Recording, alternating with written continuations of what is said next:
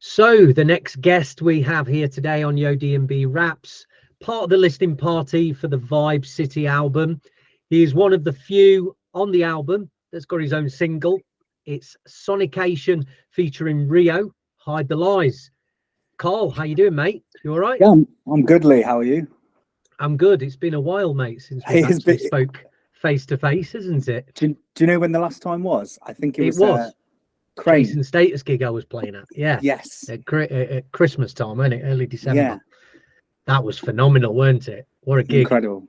Yeah, it flies so fast. Yeah, definitely. You had that second room absolutely put. Well, can you call it a second room? I mean, to most venues, if anybody's never seen Crane, unfortunately it's not there anymore. It's a huge warehouse. They fit about 6,000 people in this one arena. I was playing upstairs warming for Chasing Status, and Carl was playing. You can't really call it a room 2 because that room is big enough to be a main room in any other venue, isn't it? Holds like 700 people. But you had it absolutely pumping, didn't you? Absolutely phenomenal set. Do you know what? I really enjoyed that set, and I was on first. No, I was on second, and I wasn't expecting anyone to be there. And then within 20 minutes, it was just like it was such a great little room. That such a shame about Crane, really is, but it's the way the world goes sometimes, isn't it? So that's it. That was Birmingham's answer to Warehouse Project and Printworks, weren't it? And it's a shame. There probably is no other way we could have a venue that size in Birmingham apart from that one. So, oh well, these things happen, don't they? But you're a very busy DJ on the circuit nowadays, Carl, from what I can see. How's that actually going for you? And how's it been since I saw you play at Christmas? Yeah, it's been good. So I think, do you know what? I was just actually thinking about this before you logged on, and like it's that thing where 2 years ago, I want more bookings. You get more bookings, and then like, I want more. I'm still nowhere near where I want to be with the bookings, but I've managed to make some really good friends who I've got a good relationship with, who trust me to sort of play for them regularly. So like the Runcorn lads, the guys at Casbah, and all that. So it's good, and I just want more. It's been harder since COVID. COVID is definitely. I don't know if you've noticed that, but I feel a lot of promoters, particularly smaller promoters, are playing things safe, keeping things tight, close to chest, which I completely understand. Like I would be doing the same as a promoter, so it's been harder to get them bookings. But yeah, you know, we move, don't we, and we make the best of it to keep the scene thriving. Yeah, I mean, since COVID, obviously people were gagging to have the gigs, but it feels as though not many people are going out as what they used to. I mean, the big events are obviously smashing it, but the smaller events have really been suffering, haven't they? It's been quite a detrimental thing for that. It's the I think the big brands, like you say, will thrive, which is fantastic. But the independent labels, promoters, and they are struggling. You know, I'm quite heavily involved with Runcorn. As a brand are doing well, but you know, we are subject to struggles, as many of the promoters are, and many of the promoters are giving it up or cancelling events. I mean, I've heard, I won't say what, but I've heard of the grapevine of a few big events, from independent promoters are going to cancel some upcoming gigs because they're just not getting the ticket sales, which is a shame to see. It's a ripple effect from COVID, and I hope we will get through it. But I just, like, if there's one thing I can't stress enough off the end of this call is independent promoters are the beating heart to the drum and bass industry and the scene, and they need supporting. We need to go out there and support them in any way we can. You've got to. And if you're an up and coming DJ, you know, don't just Facebook message these people, is it? Go and turn up and support the event. Talk to the promoters and you will get gigs through it as well. You know, you've got to go take all your mates, because these smaller nights are dependent on things like that. They have to have those groups of people that's turning up to them. And like I say, Runcorn, the Casbah guys, you know, my hat's off to them. They're really pushing it hard to try and obviously keep it alive, really, isn't it? And keep the scene going. Yeah, it is. And it's like you say, go out there. So a few artists exempt that have been lucky enough to just start DJing in their bedroom. Within 6 months, they're playing on, worried about Henry events and stuff like that. A few of them exempt. The reality is as an artist, particularly in drum and bass, these small nights, independent promoters, 200 cap venues, that is where you're going to start your career, and you're going to be playing to nobody first set for a while. And that's how majority of us, particularly, you know, people our age and in and around the area, that's how we started out.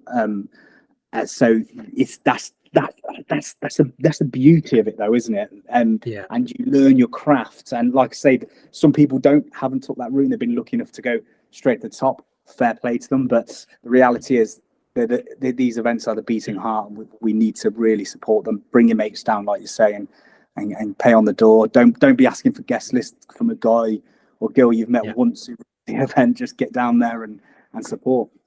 Yeah, and I think putting it on the promoters as well, I think there's a little bit of collaboration that probably needs to happen. Is one thing that we're very used to is you have your own little thing going and your own set of DJs, and you don't really branch out with it. I think more collaborations need to be happening between promoters. You know, draw the line with any kind of beef you got where that event's competing against me, because it's the only way to go about it, isn't it? You've got to bring those crowds together, because the crowds are still there. They're saving their money for something a little bit more worthwhile. And I get it, as a raver, doing the raving myself as well in the past. You are going to do that. You know, it's like, okay, I could see Seren play with a load of people I've never seen, or I could see Kings of the Rollers with Friction, with Jason. Where are you going to spend your money? I totally get it. Yeah. So, you know, a little bit of that, and maybe even just thinking of just new things as well. I mean, one thing that makes me, I mean, I'm 41 years old now, Carl, but one thing that makes me go to events is not necessarily the lineups, but what it is. You know, is it an event that's outdoor? Is it on a beach? Is it in an abandoned prison? Do you know what I mean? These crazy venues, I think, will be what kind of draw them out. But that's my 10 pence worth. I'll get off the machine and we'll move on. So one thing I've noticed with yourself as well, Carl, is you do have kind of you are based in London, am I right? Yes. Yeah. So obviously people see that in London. I had the presumption that maybe you were playing in London a lot, but I guess you're not doing as much. But you're really heavily involved in Birmingham and Coventry here in the West Midlands. So what's the story about you actually getting, you know, not just getting your work there, but being involved in these cities, but being based in London? I think because I'm from Coventry originally, and that's where I was from. I've lived up and down all the country, like through work and stuff, but Coventry's where I'm from. That's where I suppose my DJ career started. Being a producer was never on the radar initially for me. DJ priority, I suppose it still is. So obviously getting involved in the Coventry scene, and then people like Noisy B and Toddler owe them too much. Give me my first bookings and still consistently book me to this day. Just got involved with them. And then sort of Coventry's not a massive city. It's a tight squeeze for promoters. So once you've sort of got a residency there and you've got to know a couple of other promoters, you become quite active quite quickly in Coventry as a city. If you put the work in, it's not, I'm not saying it's not difficult, but as long as you're networking enough and you're showing your grafting, it will happen. So then Birmingham, obviously being the next closest city, a city that's always overshadowed Coventry, made it difficult. That's not Birmingham's fault. That's just the way it is. Geographically, we're very close. Birmingham's a much bigger fish with much bigger venues. So it's so naturally I progressed into Birmingham and got to know the promoters, got to know people like yourself, and just formed good relationships there. And they all sort of roll on. And I find some of the bigger brands in Birmingham have good collaborations with the smaller brands like we were just talking about, and so you get to know other people. It's just a link, and as long as you're grafting and putting yourself out there, it does come. And then I suppose the London link happened a few years ago, just before COVID. Me and my wife decided we were going to move to London because a work opportunity for her came up where we could live in London, so we're like, let's just do it. And I was like, it's a good opportunity for me to get bookings in London and just get to network more. But obviously COVID hit, so we didn't go anywhere for about a year and a half. And then since then I've just been out networking and just trying to get more bookings there. It's not been as good as I want, but you know, it's a work in progress. London is a tough nut to crack. It definitely is in terms of the gigs and stuff. I was lucky enough in the early 2000s to have a number of like residencies around London for other genres of music and stuff like that. But yeah, I mean, I since I've got into drum and bass, I maybe get like one London gig a year. You know, if that is, it's very tough to kind of crack open with what's going on there. I think without drawing back to our previous conversation too much, I think there is plenty of small nights, but the bigger brands dominate it, and like you say, they suck up a lot of the ticket buy-ins, so it makes it harder for the smaller brands, and then makes it harder for smaller up and coming DJs to get bookings. But you know, that, like I said, that's just the nature of the beast. That's how the industry works, particularly with drum and bass becoming so commercialized now and so big, which is amazing to see, but obviously it has its drawbacks, doesn't it, particularly to the underground scene. Yeah, well, it's great to get your insight on this, Carl, with the events. It's definitely something I wanted to speak to you about, because that's where our connection lies, isn't it? And we are going to talk about the music, but very quickly before I do that, the background of me and Carl actually comes from when he was DJing for me under a duo that he played under called Bally and Boom, with our good friend Bally, and of course Carl here now. Sonication was called DJ Boom. So you've transitioned into being a solo act this year as well. How's that transition worked for you? Because you were a duo for quite a while. Yeah, we were, and I think we thought the time was just sort of right to do our own things. There was definitely some creative differences there, and we thought it's not that it's run its course, but we thought for now let's go and try some different things and do our own thing for a bit, which we're both looking forward to. I think I've really sort of, as a DJ, I've started to like almost find a new love, because I think in a duo you're constantly compromising, and that's very, as a creative, that's a very difficult thing to do. As you know, it's really hard. And I think me and Bally did do it so well. We compromised and we always found a good balance. But now doing my own thing, I feel like I don't have to do that. So it's been really nice with DJing and sort of making music. So yeah, it's been good. It's hard work, as the thing is now it's twice as hard work, because before we could share the load, and that's not the case now. So it's sort of, you want it to work and you want it's good things to come out of it, because you don't want it to be a bad decision. So yeah, so it's been hard, but I am thoroughly enjoying it. Yeah. Now, I can tell, obviously, you've had quite a few releases this year. You're getting some very good bookings as well with some of the local promoters. For myself, I've never really had that situation, and I can completely sympathise though where you're coming from with the compromise thing. It is a constant compromise. I've never done that in terms of a DJ duo, but running record labels. I run this label Dirtbox, but also run VTO Records, which is actually a duo. It's myself and Traced. And there, yeah, we have to compromise a lot, because we've both got our own ideas and you have to meet in the middle. But then again, that can actually come to fruition of getting some better ideas, can't it, with stuff? So this swings and roundabouts, how they say, isn't it, I guess? And this is your second stint on Dirtbox. Obviously, you did the remix for us a couple of years, that phenomenal music remix. We've got this brand new track on the LP. But what else is in the works this year for Sonication? Are you working on any more music at the moment? I am actually, yeah. So music wise, I'm in the process of collaboration with Vectral and Gemma Rose, who's just got a track out today with Blade Runner. So go and grab that, really good. So yeah, me and Vectral, we sort of started talking on Instagram, and we decided, well, let's do a collab. And he's like, do you know what? I already have the basis something down. Let me fire it over. So we've been bouncing backwards and forwards and a few bits. Thought needs a vocalist. So Gemma jumped on board. So that's a work in progress. So I'm looking forward to hearing and finishing that final product, because it is a track I'm really proud of. So we've got a few ideas where we want that to go. And then just a few other little bits and bobs.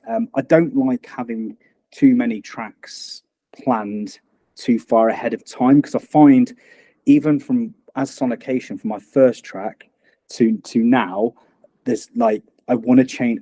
I'm so indecisive. I actually want to change the path, change the style, because I think I'm still quite young as an artist. So I'm still trying to find that sound that I want to sort of channel to. So I'm sort of exploring each area still. So I don't want to be too far ahead of the game.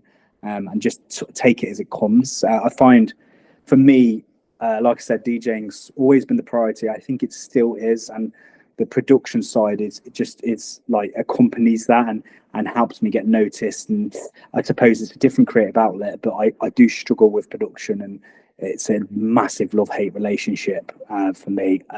Predominantly hate, but I'll always be the first to know that I struggle. Like, I struggle with bad tinnitus, so I really struggle to hear in the studio in crisp air. So I really do find it hard, but I sort of do have something there where I want to do it. So, but ultimately, it's to supplement my DJing. I would never sit there and pretend that I'm a big love for producer, blah blah. It is a love-hate relationship, as I'm sure it is with many people.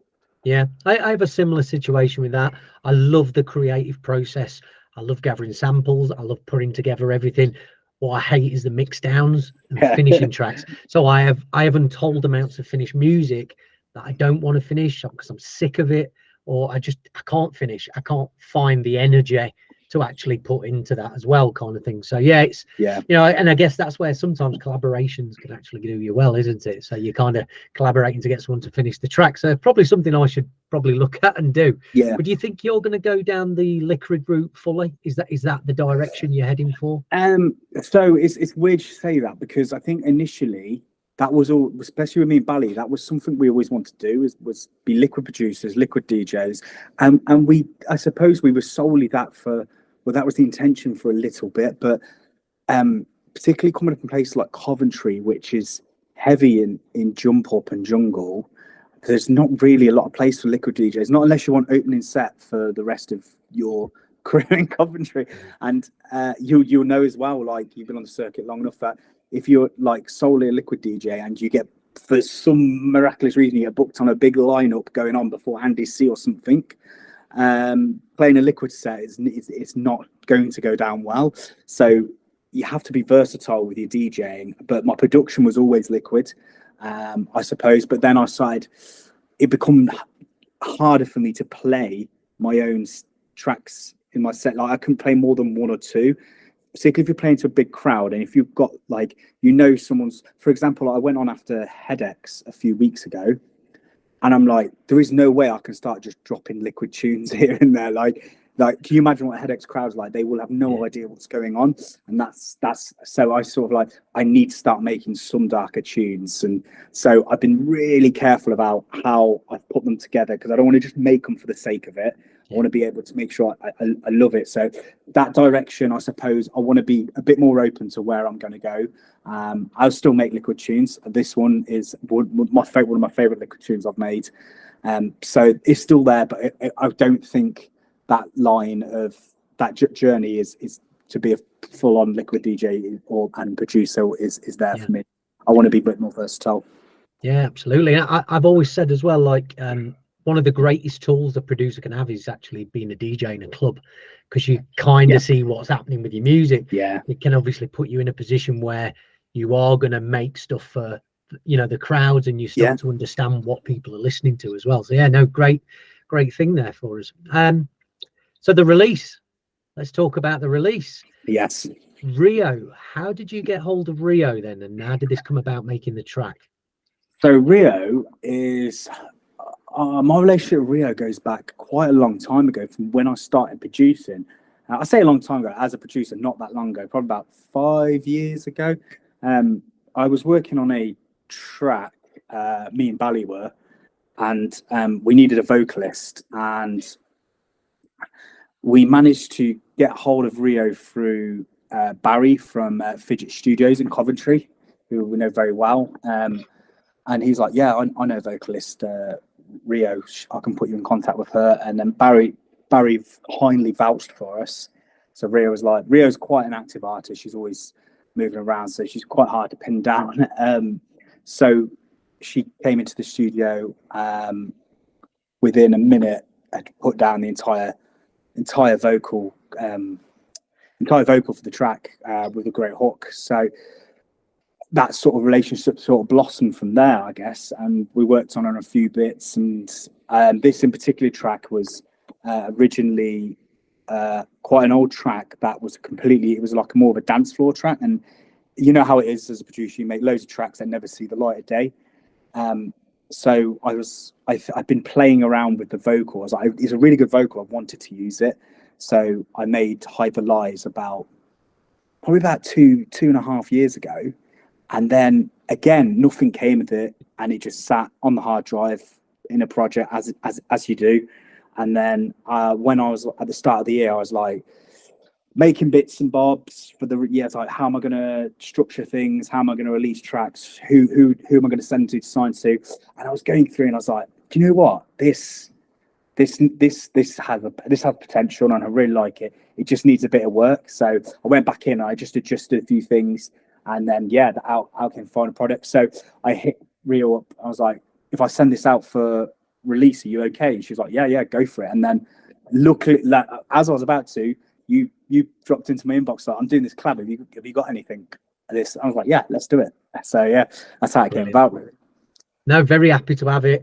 Her vocals are phenomenal. In my eyes as well, definitely one of the best tracks I've heard you do. So I'm very happy for it to be on this album. It's one of the standout ones. I mean, it says for itself. We've obviously put this as one of the 4 album samplers. So there's 4 singles on this, and obviously Hide the Lies is going to be one of them. So talk is cheap. Let's have a listen to the track. This is the listening party, and we want to give people a feel of what's going on with it. So this is Sonication and Rio, Hide the Lies.